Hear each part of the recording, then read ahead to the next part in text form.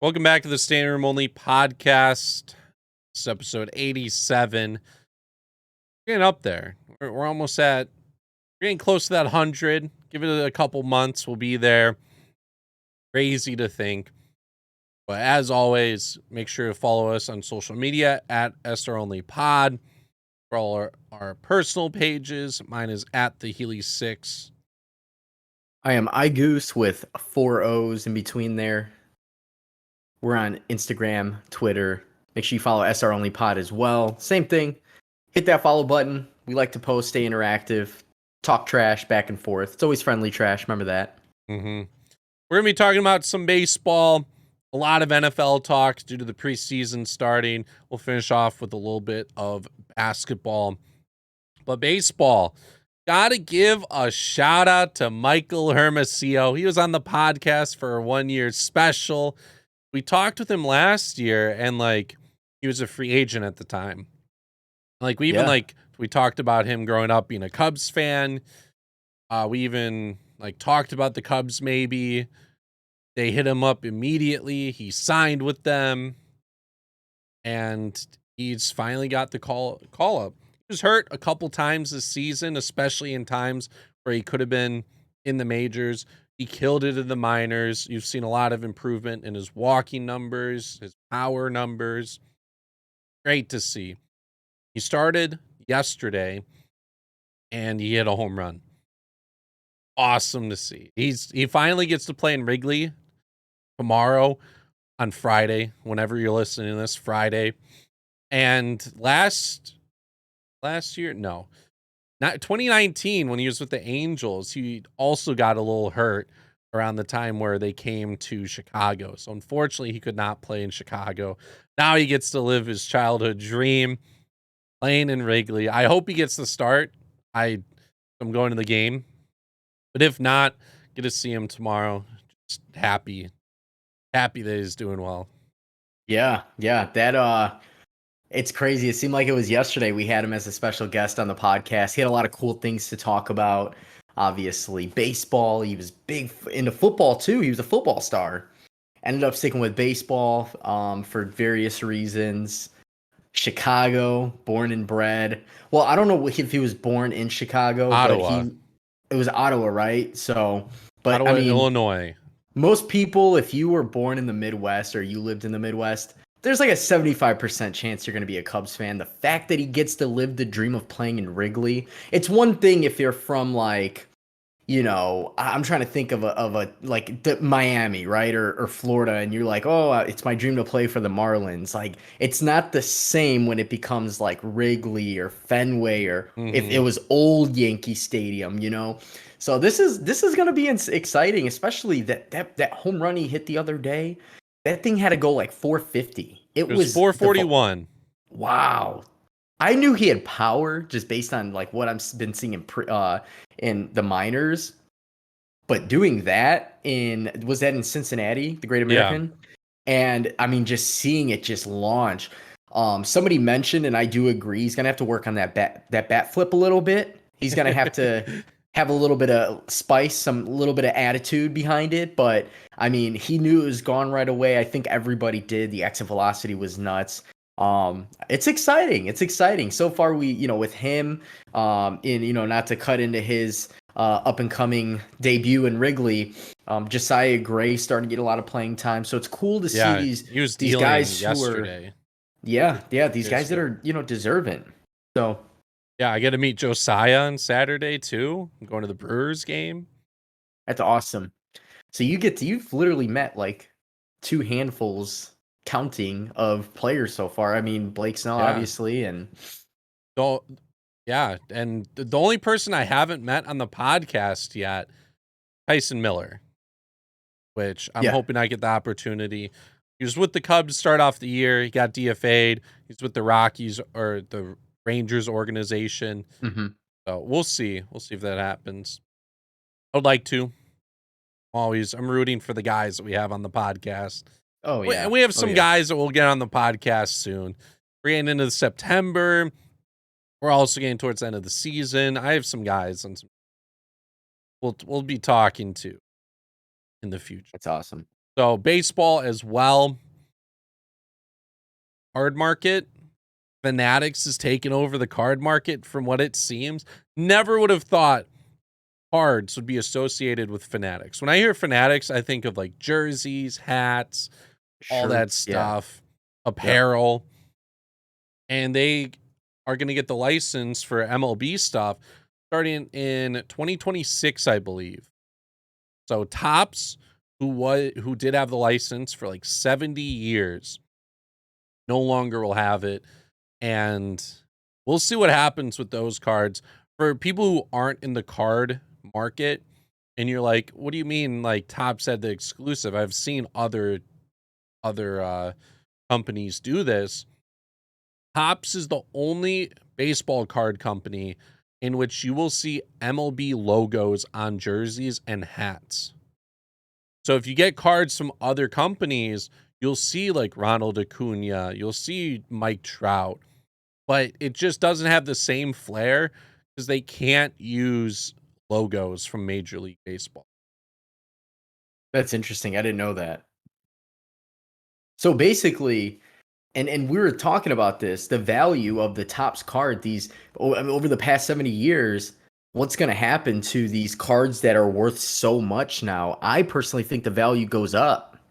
I think the value goes up eventually in another 50, 60 years. Who knows what's going to happen at Mhm. that point? But I feel like you hold on to those cards and just wait and see, because there's no more tops, but it doesn't mean that the value is going to go down from that. I Yeah. personally think, because I know a lot of people are really big into collecting memorabilia and cards, especially. I've been seeing a lot with cards.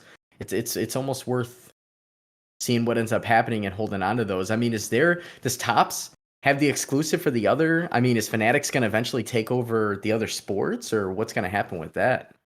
So to go off what you were saying, the Topps like holding on to cards, I would probably say hold on to boxes and packs in general. Those are probably going to net you more profit in the end instead of searching for certain cards. Certain cards will go up, but you're going to have guaranteed profit if you buy like a 2015 Bowman box and just hold on to it because those cards are always going to be in there. Like Hmm. you can't get like a Mike Trout rookie card in today's cards. You can only get it in the previous boxes. But going off that, Fanatics is also trying to get NFL, NBA, and maybe NHL as well licensed. That's big time. So Panini does NBA, they do NFL as well. Hmm. They might be done. Like they might be in the same boat as Topps, where Fanatics is just worth so much more. And also a plus from what I've heard is these leagues also get a stake in Fanatics. Oh, So they're going to get a stake as well and grow this company with them, and they're going to get rewarded alongside it. so it's going to be a win-win situation all around. Yeah. Wow. It looks like they're going to monopolize the market a little bit in the Yeah. sports card world. Just crazy. We'll have to see like what happens. A bunch of people are freaking out today. They're like, "Oh, now my hobby's dead." Like Topps is cool. Topps makes some great cards. It's gonna be a little weird starting out with Fanatics. Change. People don't like change. You could tell from literally everything in the world. People they don't like when things change. I think in the end, Fanatics will do a good job.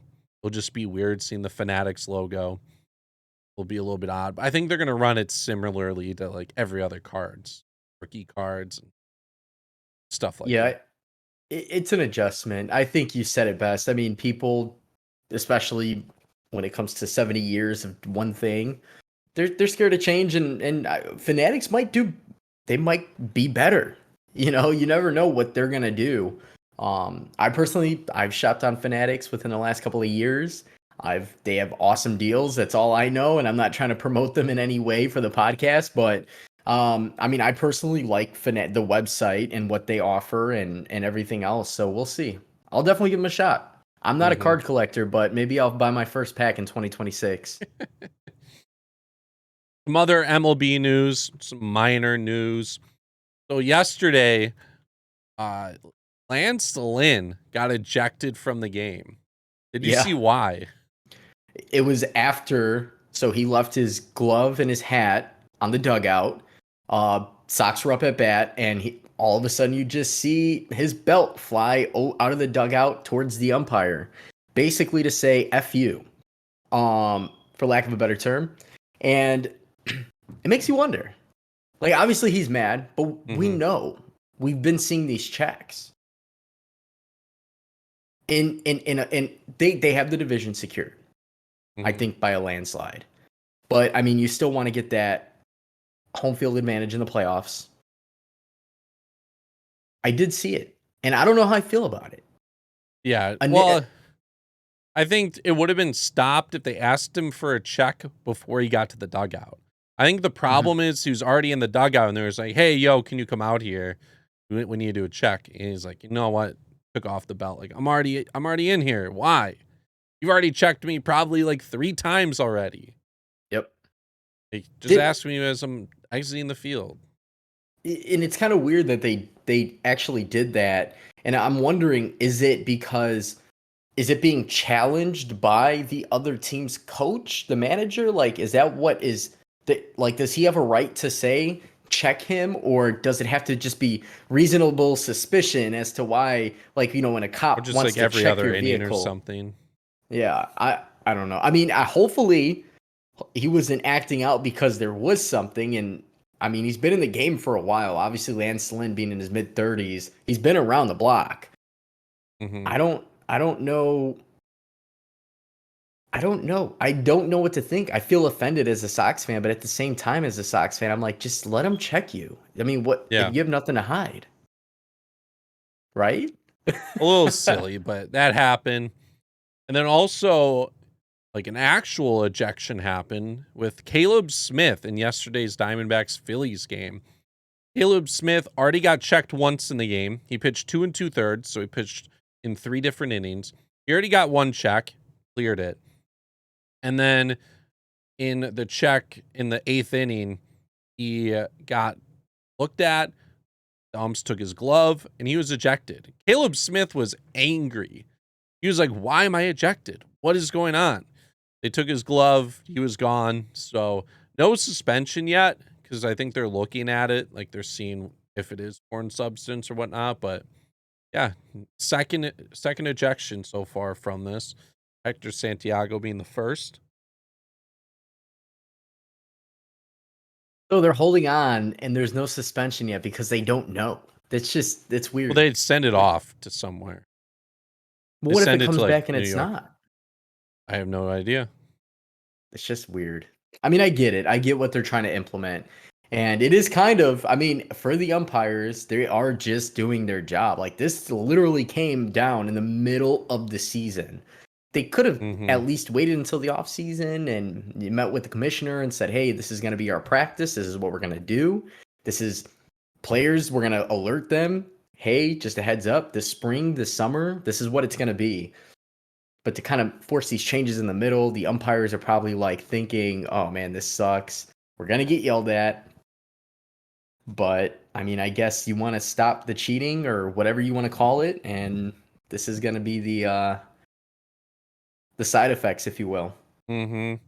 He also said in his press conference or like when he spoke to reporters, he was like he would own up to it and he expressed anger that the ejection itself drags his name through the mud, even though it does not ultimately be suspended. And he even said, he's like, "I'm not stupid. I know that the two things are going to check are your glove and your hat. Even if I was using something, which I wasn't, I wouldn't put it in my glove or my hat. I mean, that's just ignorant." Yeah. Yeah. I mean, at the end of the day, it's known that they're checking. And I'm surprised. So they checked him once and then they waited 2 2/3 and they decided to check him again. Was he doing something weird for them to check? Like playing with his hat? Throwing hand in the glove. I wonder what signaled for them to say, "Oh, we're in the middle of this inning, but we're going to check you again." Hmm. So the umpire crew believed. Actually, I don't know. I have no idea like what provoked it, like what started it. Maybe they saw something, maybe the other team did, but fact of Hmm. the matter is they did check and he was gone. Okay. Well, if he doesn't get suspended, hopefully it doesn't hurt his name. I don't think it So, will. Unless there is a suspension, I don't think it will. what's the first offense again? I think 10 games. Okay, that's fair. I think 10 games is fair. For a pitcher though, that's literally just 10 games, right? So, Mhm. if you're a It c pitcher, you If you're a kind of have it starter, easy. that's 2 starts, Two starts, yeah. Eh, 1/17th of the year, I guess that's not too bad. It is and it isn't. It could affect the team, especially at this point mhm, in time, August, September. So, and he's kind of like a reliever. He plays for the Diamondbacks, so it doesn't really matter at the moment, but mhm. as a reliever too, he'd probably play in more games. Yeah. Yeah, that's true. Anyways, not a lot of baseball talk. We're coming down to the final part. Was thinking about talking about the Yankees Red Sox. Basically, all you need to know, the Red Sox aren't doing so hot. They didn't make a lot of moves at the deadline. They're paying for it. The Yankees did. They're looking great. They're playing well, and they might take the division at the end of the year. And it's looking like they're going to make the playoffs, no doubt. But we're going to be talking about football. Preseason happened. We saw a lot of guys get their first NFL action. And we'll start off with not necessarily his first, but his first time at tight end, Tim Tebow. First and maybe only time you'll ever see him play tight end. It did not look good for anyone that wanted to know. As a result, he got cut. I did see some Yep. clips going around on Twitter of him trying to make some blocks, and they were terrible. Yes. Blocking was bad. I'm pretty sure there was a dropped pass or two. It's just we can appreciate a guy that goes. I mean, Tim Tebow to me is lives law of attraction. He Hmm. believes he can do it. He says he's going to do it and he does it. Unfortunately, it didn't work out and he did get cut after week 1. And we kind of talked about this like is he really going to make the team? Did Jacksonville just give him the chance to kind of take pressure off Trevor Lawrence while he transitions into the NFL? Obviously, it didn't work out too well for Tim Tebow, who maybe 12, 13 years ago as a tight end probably could have made an impact. Mr. He didn't want to play tight end. He's a quarterback. And now all of a sudden he tried to play tight end and unfortunately it didn't work. And if it didn't work with Jacksonville, may not work anywhere else, realistically. No, it's just, shout out to him for at least doing it. He tried it Yep. with baseball. He did it with football. Obviously, he tried doing it as long as he could. And he just unfortunately didn't have the skill. They had to cut people and he just didn't make the cut. Yep. So at least he tried. And I'm glad that they did like end up cutting him for being bad and not keeping him around for being a name. Exactly. Which, again, that was like one of those things we were wondering are they bringing him in as a name just to see? And I honestly think that it was a good move for them because you never know. Tim Tebow is about as athletic as they come. He's played pro ball, I mean minor leagues, baseball. He's I wouldn't say had a bad NFL career. It just never panned out for him. And I mean, obviously we saw what he did in college. So the athleticism is there. He is obviously in his mid 30s at this point. It wasn't even a gamble. It wasn't even a gamble for them. It was just, hey, let's see what you got. And yeah, the clips speak for themselves. Social media is where like you said, you saw it on Twitter. I didn't watch the game. I realistically, I only watched clips and the Bears game. I did watch a little bit of the Bears game. I know I'm a Packers fan, but I need to scout what my expectations are going into the season. We'll talk about the Bears last because I do want that to be a little topic of conversation. But we can go through. I mean, the rookie quarterbacks kind of, I wouldn't say, yeah, let's say impressed. I was definitely impressed by most of the big name rookies, the lottery picks, if you will. Mac Jones wasn't as impressive, but he wasn't bad. He did pretty well, but so did Cam Newton. So that's definitely a tough quarterback competition. Um, but to get started with that, Mac Jones in his game ended up playing. He had 19 attempts. It was a few drives he played way more than Cam Newton, played way more than Brian Hoyer. 13 of 19, 87 yards, 78.2 quarterback rating against the Washington football team, which notoriously in the past couple of seasons have been picking it up defensively. Not much to speak on for that game. There was not really much going on other than Ramondre Stevenson, the running back, had 10 rushes for 127 yards, including a 91-yard touchdown run.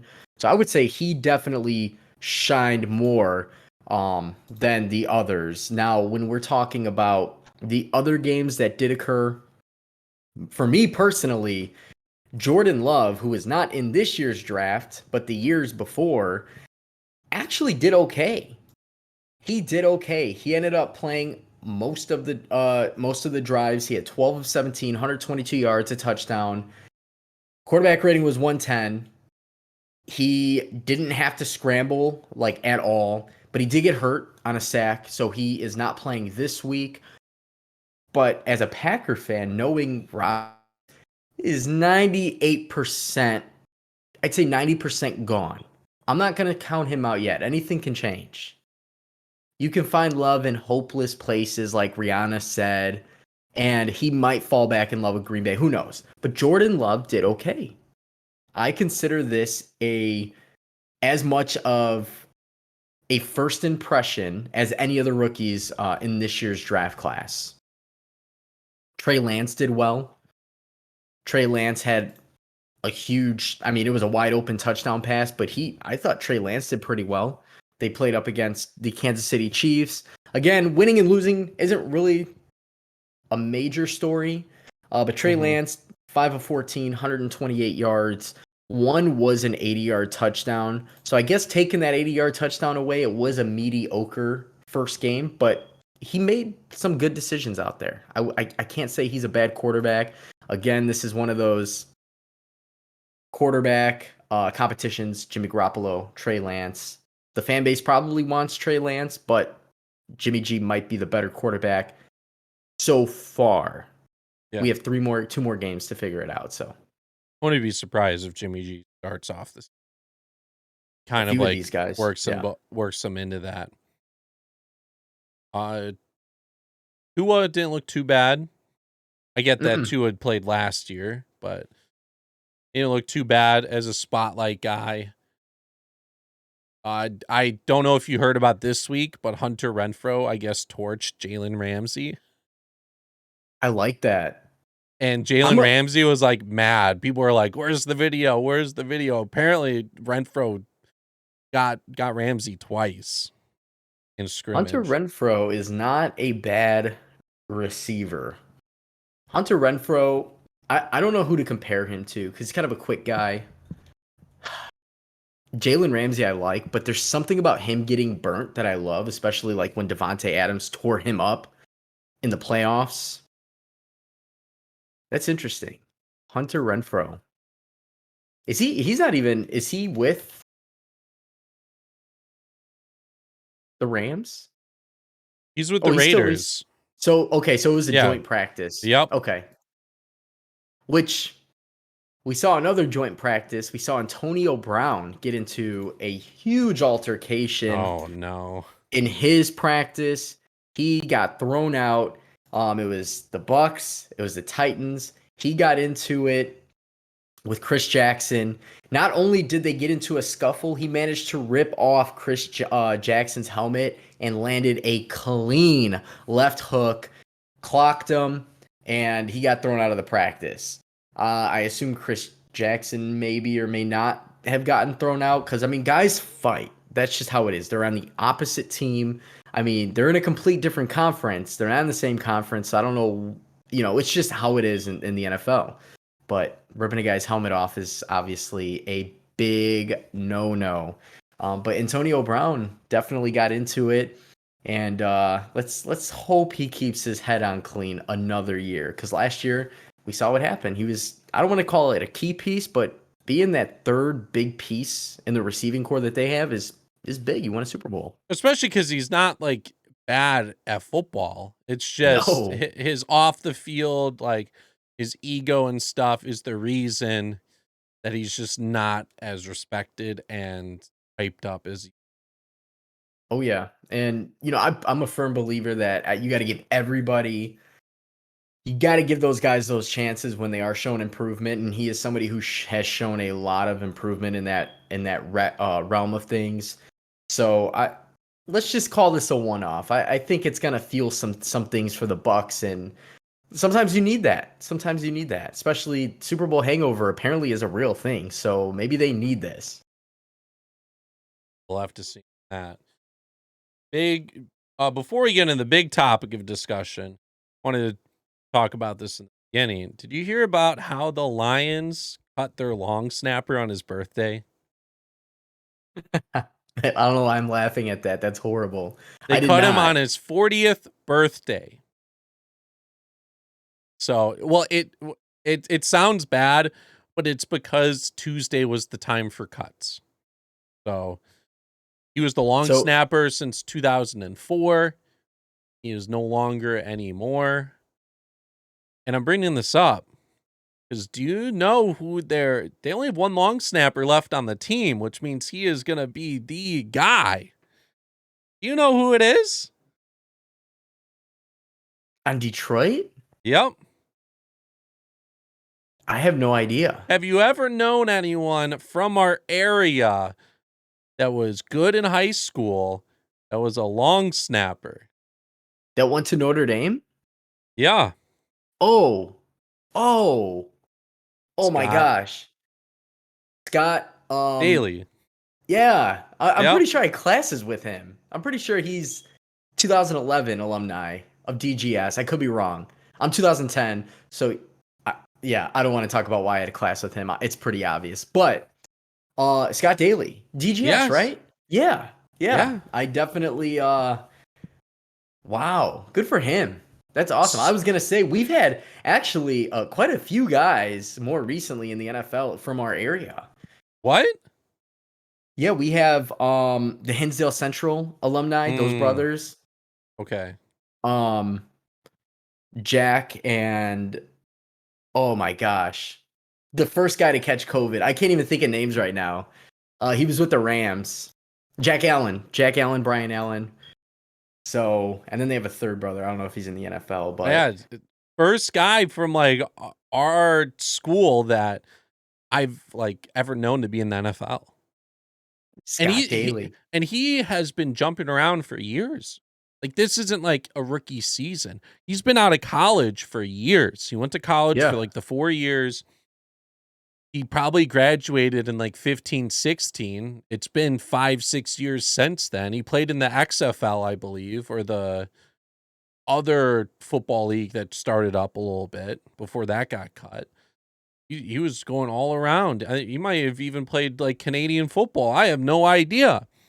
But Wow. it's great. Like that cut officially means he is the long snapper.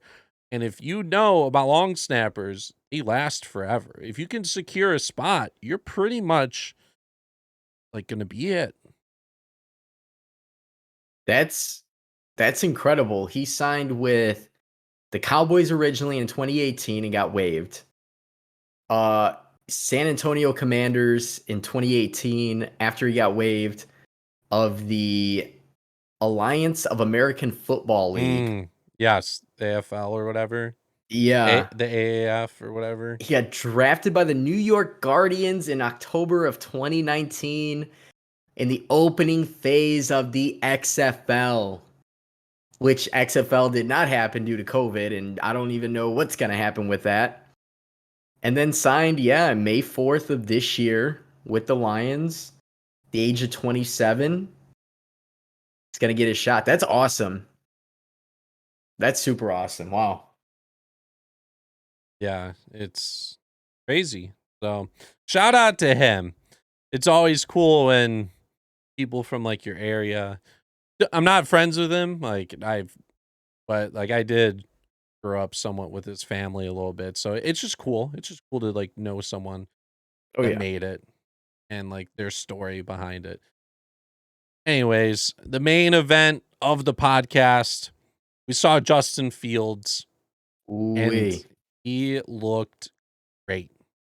I He had a great stat line, but he looked so good in his progressions. I was amazed at seeing a rookie quarterback in his first NFL action seem so calm and just like if you didn't never knew about him, you would watch that game, watch when he would come in and think like, "Oh, this guy's probably been around for a few years." I remember watching, I turned it on, end of the first quarter, watched most of the second quarter. Actually, I watched pretty much the whole second quarter. And his numbers weren't there yet. He had a huge third quarter. One of his drives, he ended up leading them to I think he had a rushing touchdown, which was incredible. But I remember texting you, and my initial thought was, holy shit, why is he so calm? He's getting chased out of the pocket, and it's almost like he has this timer in his head on when the time to throw before the defender cannot hit him. And he threw, I mean, like you said, his progressions, his calm demeanor is how I worded it to you and on Twitter. He clearly has the athletic ability. Mhm. His arm, he threw one that I thought, and it went to Jesse James, the tight end, which I didn't even realize the Mhm. Bears had Jesse James. Dude was like the Steelers for like Yeah. 55 years. And and I saw him scramble out, and he threw across his body. So he's scrambling right, he's a righty, and he threw across his body to Jesse James for a 15-yard pass. And from the angle, it looked like a weird pass. And I thought, oh, at least he got it to him, but it was like a weird, like wobbly pass. They showed the replay, and the spiral wasn't perfect, but for throwing across your body, and it wasn't like a bad, I'm going to throw across my body because I'm nervous and I'm just going to throw it and get picked off. It was a calculated move. It was timed perfectly. He waited for Jesse James to get wide open. It was a 15-yard dart. And at that point, and obviously the third quarter, what he did with his rushing touchdown bouncing off the defender, I'm like, okay, as a Packer fan, this just got scary. I am scared.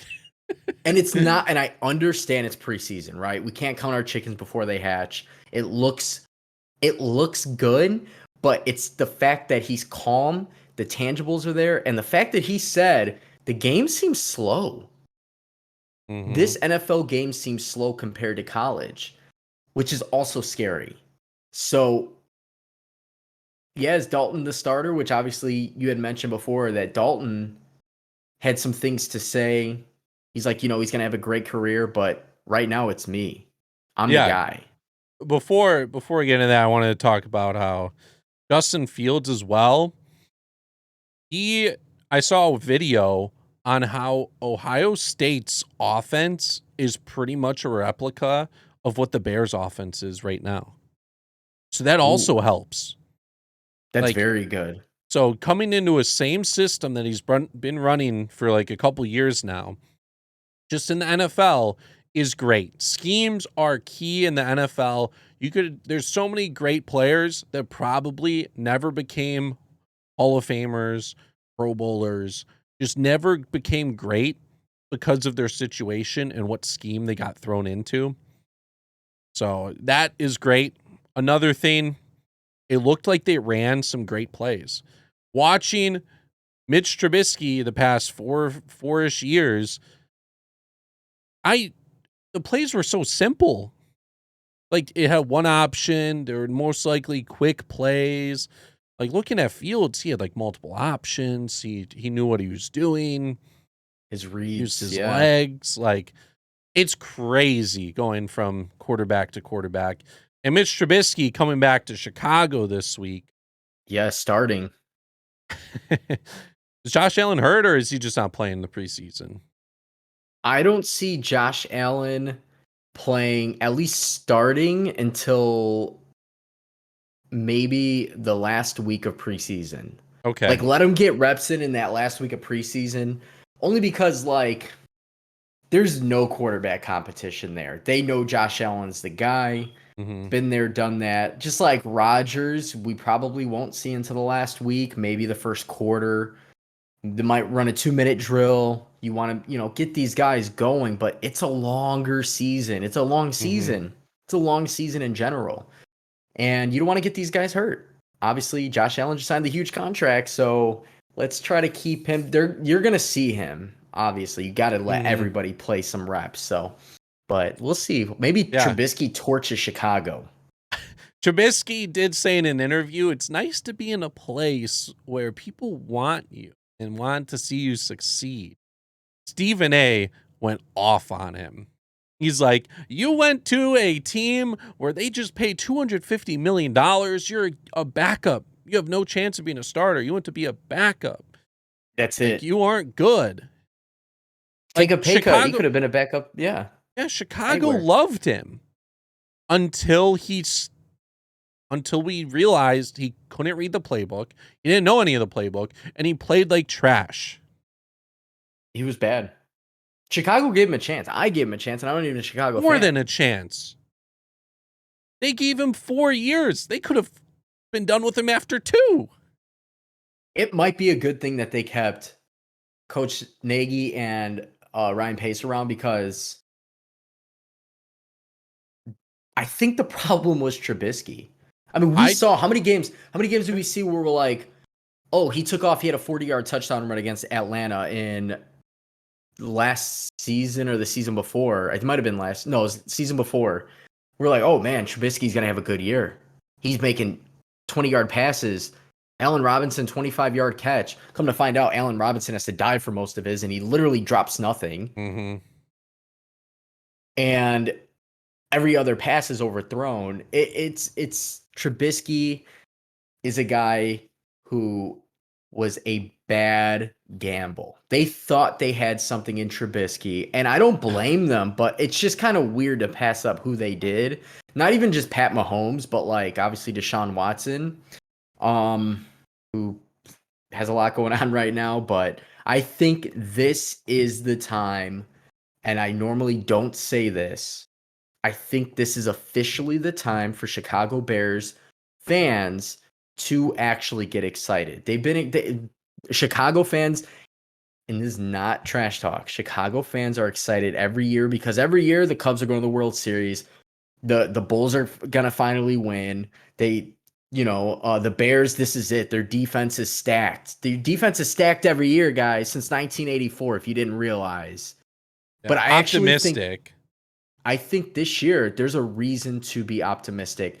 Even if, here's the thing, if Dalton starts the first couple of games, let it be. Let him play himself to the bench. Because if he's playing well, they're going to win. Mm-hmm. At some point it's going to be Justin Fields. Yeah. But the defense is top notch. Defense to me is like a top 5 defense and has been the last few years ever since they revamped. So Yeah, right now we cannot get super excited over Fields. I remember talking about this with you when they drafted Fields and they signed Dalton, where I'm like, the Chicago media cannot allow Fields to just start because of the hype. They got to continue with their game plan. But Andy Dalton's the starter, and the reporters have been asking him, like they're hyped too. But it's getting to a point where they're asking the starting quarterback, the guy who got promised to start, like, are you excited about Justin Fields? Are you good with that? Like, just constantly asking about him. It was similar with like Mike Lennon and Trubisky, but this is a different type. Both guys are way better than the guys that I was talking about previously. And Andy Dalton, his press conference, kind of like sick of it. He was like, guys, like, I'm here to do my job. Like, it's cool. Justin Fields, he's going to have his own time. He is going to be the man. But right now, it's my time. I'm going to yeah. put it out on the field. And I was even telling you before the podcast this. So this is what I was going to say. The Bears have a best case scenario at quarterback. It's crazy that getting rid of Mitch Trubisky and bringing in 2 guys, one whose ceiling is we don't even know yet. It's cathedral. We don't even know. You have Andy Dalton, who in years, I mean, he's been around the league for a while. with Cincinnati was a Pro Bowl quarterback. There had to be at least 2 years where he was getting some sort of MVP voting, but he was able to manage games. And guess what? If for some reason those two are riding scooters together and break their legs, they have Nick Foles, who, and I know Nick Foles is not the guy that you would imagine to lead a team to a Super Bowl, but he has been there, done that. When Carson Wentz went down with Philly, he ended up playing in important games and he managed those games. The right play calls were called and he executed. So ideally, you have a great quarterback competition, which is going to fuel those one or two guys to do better. You have a great backup, regardless of what happens. And you have a great third string quarterback. Granted, does it ever happen where you see the third string? Is he going to stick around? Probably not. But ideally, they have the best quarterback situation next to, I mean, any team Packers. that has it. Yeah, I mean, Green Bay, I mean, technically, yeah, they have a good backup as of right now, we think. But Mm-hmm. besides like the starters, besides the Yeah. Pat Mahomes, besides the Deshaun Watsons, I think out of this draft and last year's, Chicago has won so far. Mm-hmm. Yeah. Just having Nick Time will Foles tell. as a third string is crazy. He's a backup level quarterback. You would think he could be at least a backup for a team. The fact that he's third string, the last time we saw a third string guy was like Mark Sanchez at the end of his career. Yeah. Like Nick Foles started games last year. Backups So are like Caleb Haney's. Like that's a backup Chase in the league. Daniel. Chase Daniel. Those are backups and you don't want them, but they're backups. You got Andy Dalton / Justin Fields, whoever's going to be the backup. Then you have Nick Foles as the third backup. And like I said, David Montgomery might have his breakout year finally. He had a good year last year. This might be the year where now the passing game opens up the running game. There's a lot of good things to look forward to. Obviously, we can go on and on about this Bears offense and what could be, but as a Packer fan, I am more worried this year than what I have been the last couple of years. Okay. Okay. And a lot. I'm excited to watch this week's game. Like preseason football, don't normally watch. I watched this past week. It was just so exciting. There's a game on tonight. It's Eagles Patriots, and actually in that game, Patriots are up right now at halftime, 19-0. Cam Newton so far has played a few drives. So has Mac Jones. Cam Newton's 8 of 9, 103 yards already in the first half with a touchdown. Quarterback rating is near perfect. Mac Jones got a few in there. Uh, 5 of 9, 61 yards, not nearly as good. So in the last two games, Cam Newton's actually not looking bad. And the Patriots revamped their team. So we'll see what ends up happening with New England. But that's a fun quarterback competition as well. Because to me, Cam Newton, he struggled last year, but there was times in the first 3 or 4 games where I think he had like 6 rushing touchdowns, and you're like, whoa, it's kind of weird. But this is also Cam Newton. It's exciting. And next week we'll definitely talk about. Well, yeah, we'll definitely talk about more NFL talk. There was an injury with Carl Lawson. Also, the Bears, Tevin Jenkins, their second round draft pick, could be out for the year. That Oh, hurts. no. He got No. back surgery today. On what? I have Or to no repair idea. what? I Oh, have no man, I idea, hope not. but he could be out for the year. They did sign Jason Peters though. They did. He's Pro Bowler, 40 years old. Maybe he still has it. Said he wanted to play. I mean, if he feels like he has it, maybe that's it. Maybe this is it, his last hurrah. Mm-hmm. So that is a good signing. That's probably why they did end up signing him, because they knew Jenkins was gonna either get surgery or whatnot. Unfortunate. This isn't the year though where the Bears are like Super Bowl time. They could have One to made like two a more push for years. a push for the playoffs and been like underrated. But like next year is like the year where You got to start putting a great team there, and it's their window. Yeah, I So give him, well, especially with what's going on in Green Bay, not knowing what's going on, I should say. The window is right here. Whether if it's open or not, to be determined, but 2 to 3 years, Chicago should be competing. Minnesota and Detroit, it's always like every few years, those two teams end up being really, really good. And then they fall off at some point after a year or two. So anything could happen. At this point, if Rodgers truly does leave Green Bay, and unless this is a quarterback's dream like setup and scheme, I don't know if Green Bay is going to be the dominating team that they've been if Rodgers leaves. We'll see. yeah, uh, Carl Lawson for his Achilles. He's missing Yeah. 2021. He just got signed too to a big deal. That hurts. That Promising. definitely. He's young, That's 24, why 25. preseason is just like preseason in most sports. It's not a big deal. It's like, all right, yeah, let's just get warm. Football, like it's hard to go hard or like easy. You can't be like, all right, 2-hand touch. Like, no, you're playing tackle football. Can't really ease up. And due to how physical it is, there's so I'm many pretty injuries in sure. preseason. Didn't Tom Brady like 10 years ago in week 4 preseason like break his leg or tore his something? It was like And week 1 of the season. was it week 1 of okay, Yep, okay, I never mind. drafted him in my fantasy draft.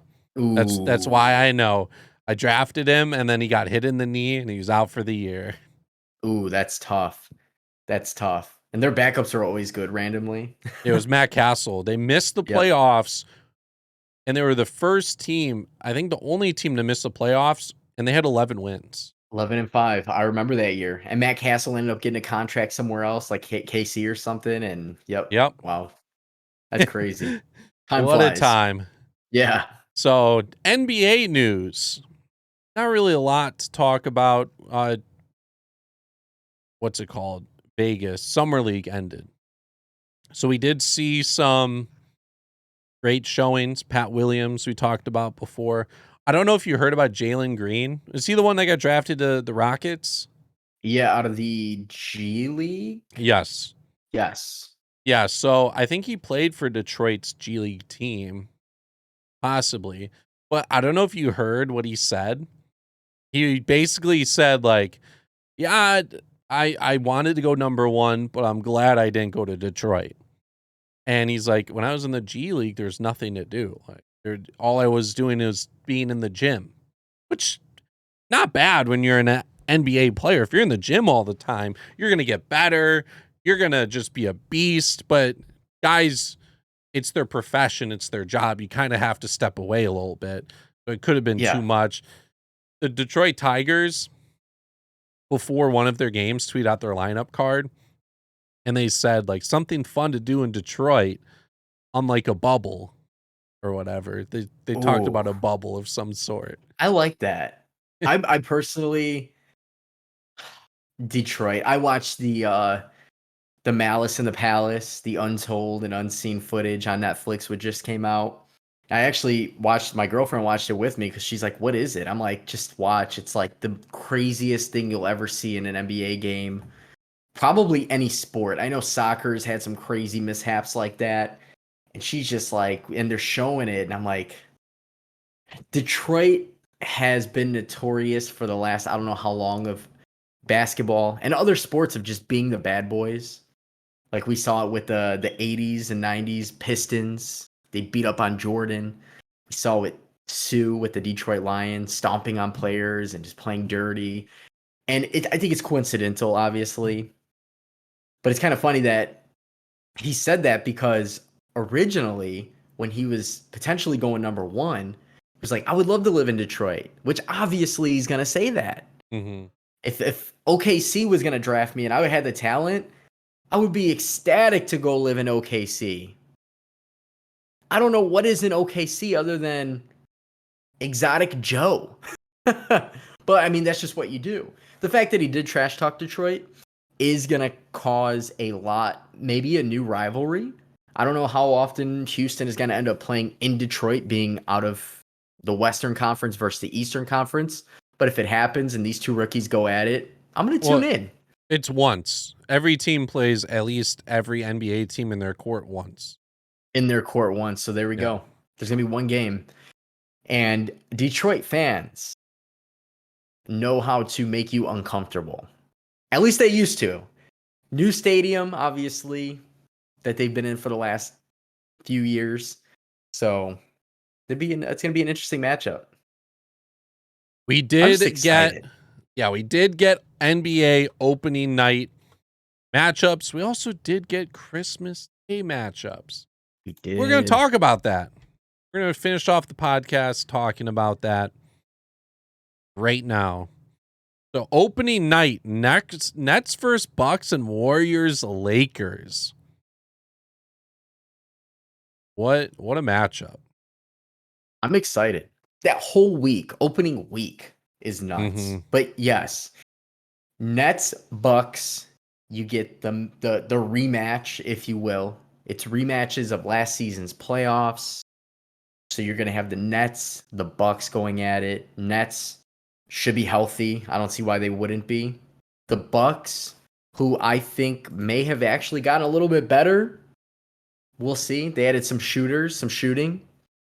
And then you have the Lakers and Golden State, who I think Klay Thompson's going to be ready for preseason and for the start of the regular I hope season. so. Please. I don't think I've been more excited of a player's return. I'm lying. Derrick Rose returning from his ACL injury. I was probably the most excited for, except for when he retore his ACL or MCL, whatever it was. But this is going to be huge, this first game, because you're coming off, you have Steph Curry, who easily could have won MVP off of one of his best shooting years in his career, led this team to the playoffs. Essentially, they lost to the Lakers, and you're going up against the best team in the league ish, maybe not in the West for sure. Mm-hmm. Newly added Russell Westbrook and company. It's going to be a good matchup. Splash Brothers are back. Draymond Green just won a gold medal. He's still, I'd say, okay defensively. They are going to have Wiseman healthy. James Wiseman, second-year man, might be better than, he showed a lot of good signs. They have a rookie that balled out. Kuminga. Kuminga, yeah. He did extremely well. He could do it all. So I like the Warriors. I actually, and I know we're going to give our predictions eventually, but I like the Warriors as far as competing day in, day out. And I do think that they will be a playoff team. Low seed, but I'm excited for this opening day NBA tip-off. And then the following days, you have the Celtics against the Knicks. You have Phoenix against Utah, obviously another playoff matchup. And then, on Thursday the 21st, you Phoenix get against Denver. I'm sorry, yeah, Phoenix against Denver. I don't know why I said Utah. I'm looking at the logo Because the too. Nuggets and the Jazz they get mixed up. They're in the same region. They do similar things. They both have green. No one talks about them. It's fine. Yeah, that's my confusion right there. So that's a good matchup, and then there's gonna be Dallas and Atlanta, which I Trae Young actually versus Luka. the guys that were traded for each other on draft night. Luka has been phenomenal. Trae Young, who has had pretty good regular seasons, but what he did in the playoffs makes me wonder what he can do this regular season coming up. The fact that he's able to drop 30 points at will and get to the line, and here's the thing, they are going to be changing how they call fouls now. So we'll see how that plays into effect. We don't know exactly what is and isn't going to be a foul moving forward. And then they also tweeted out the Christmas schedule as well. So the Christmas schedule is going to Yes. be No Chicago, which I guess it kind of makes sense. They've probably been making this schedule for a little bit. yeah. And due to Chicago, how they finished last year. But with Chicago's roster now, I would have thought, especially them being a big market, you would have them on national team. Yeah, I think a lot of it goes off of, well, the names and then who did what the season before. Mm-hmm. Chicago, if they have a big year, and I'm sure they had the schedule ready to go before Chicago really made their signings.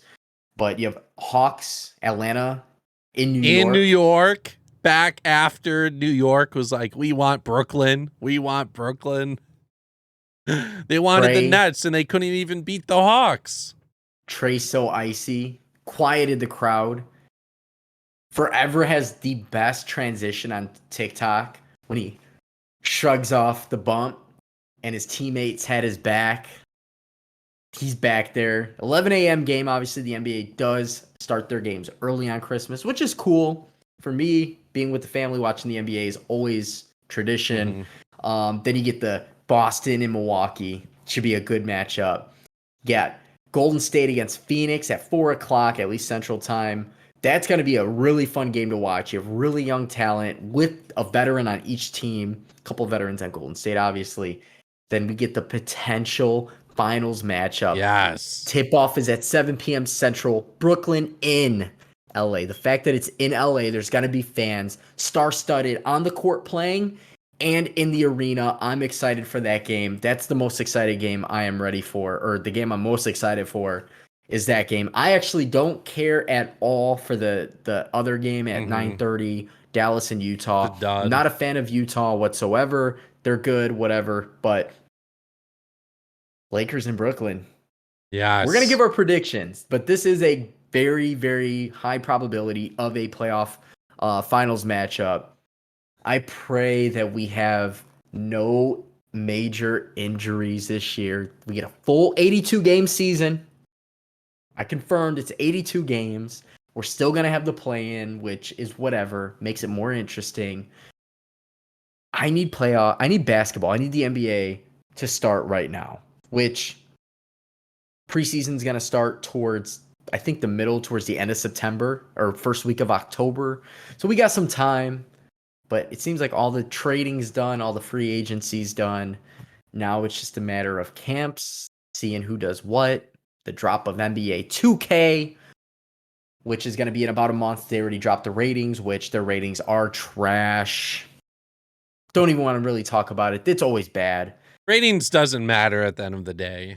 It's just It's just a it's marketing tool and it gets people talking. it's just the one thing that irks me. And I saw a tweet. I'm only gonna say this one thing. How come the best players in the NFL are a 99, but the best players in the NBA in 2K are not a 99? They're the Yeah. best. I'm like, you know what? That makes so much sense. They're the best. But the rating system a little bit different than most, and it's Mm-hmm. okay. I'm still gonna play 2K regardless. Yeah. Still gonna ball out with KD and the Nets day one. And the Always. Bulls. The Bulls, unfortunately, before we go into too much of a off track, Bulls are gonna be tier one this year. I'm a little sad about that because they were always a good tier two, tier than Oh others. yeah. They rated them so high in 2K with what they had already because all their guys can shoot. And then after they added Vooch as a tier 2 team with Vooch, it was kind of like not fair at some point, but I'm excited. DeMar DeRozan said a lot of great things. Obviously, he's been interviewed a couple of times, and he's like, "We have a chance to make noise in Chicago," and that got me goddamn exciting. Let me tell you, because getting somebody of his caliber, he's been around the league, he's been in the Olympics, he's practically been almost to the finals. If it wasn't for LeBron James, I don't know how many years in a row shutting down the Toronto Raptors. He is it. And a lot of people don't realize he was talked about highly until he left Toronto. Mhm.